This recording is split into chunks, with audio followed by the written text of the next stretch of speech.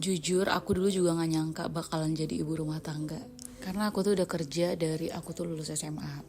Awal-awal mutusin untuk jadi ibu rumah tangga tuh bukan hal yang gampang banget.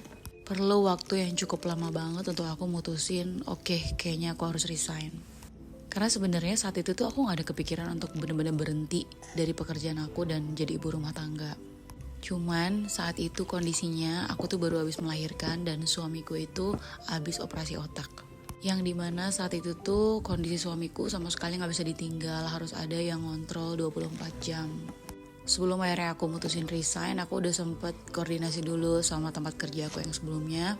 Untuk aku dikasih waktu lagi untuk ambil cuti, gak apa-apa deh aku unpaid leave selama beberapa bulan. Yang penting aku bisa ngeliatin anakku dan juga ngurusin suamiku. Tapi karena itu habis covid dan perusahaan aku memutuskan untuk kembali beroperasi dan mereka tuh perlu semua kru tuh ready dalam waktu yang cepat, jadi mereka gak menerima permintaan aku. Waktu aku dengar berita itu aku nangis banget, rasanya gak terima. Tapi akhirnya aku bisa menerima dan percaya kalau ini adalah jalan yang Tuhan pilih untuk aku bisa dampingin suami dan anakku.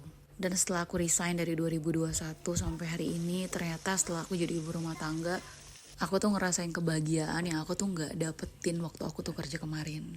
Emang capek, emang melelahkan dan kadang bosen, tapi aku tuh ngerasa kayak hati aku tuh penuh banget saat aku tuh ada di rumah sama keluarga.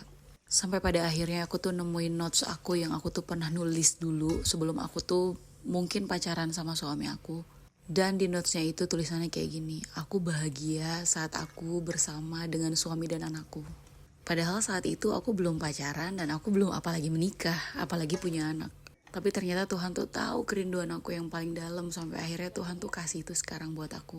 Kalau aku ditanya apakah aku mau kembali lagi ke kehidupan aku yang sebelumnya, jawabannya aku gak mau. Aku memilih untuk selalu dekat sama mereka. Aku gak mau menukar kehidupan aku yang sekarang dengan apapun. Aku mengucap syukur karena aku bisa dampingin suamiku dan melihat dia pulih dengan sempurna. Aku juga mengucap syukur karena aku bisa dampingin tumbuh kembang anakku. Hal yang sederhana tapi berharga banget buat aku. Aku mau selalu ada di dalam momen-momen kehidupan, momen-momen spesial mereka. Aku mau merayakan segala hal yang terjadi di dalam kehidupan mereka. Dan aku mengucap syukur sama Tuhan karena Tuhan boleh bawa aku ada dalam perjalanan ini.